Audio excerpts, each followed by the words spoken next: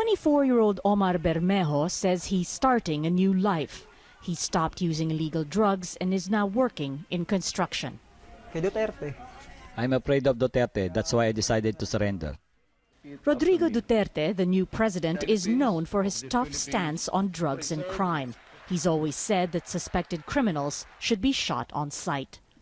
Since Duterte took office earlier this month, tens of thousands of Filipinos allegedly involved with illegal drugs have been turning themselves in to the police. They're made to sign a pledge vowing to stay clean, and in doing so, escape prosecution. Like Bermejo, many here said it's not going to jail that they're afraid of.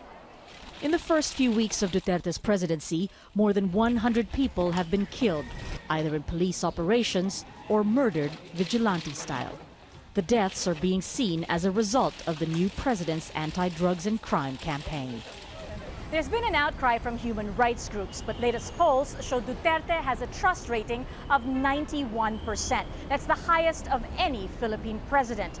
He's been unpredictable, made contradictory statements, and shown little regard for protocol. Still, Filipinos hope he will give them the kind of leadership they want.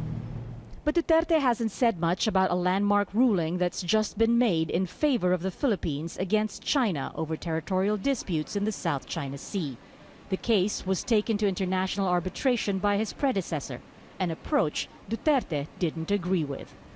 Many Filipinos were disappointed at his muted response to the verdict, but they're willing to look past it. People want to be more or less, it's just his first few days and let's give him the chance to prove himself. And therefore that kind of thinking may overshadow the reality that there might be abuses in terms of human rights or violations of their liberties. Duterte presents himself as one of the people, and despite his contradictions, Filipinos hope he'll give them the security he promised.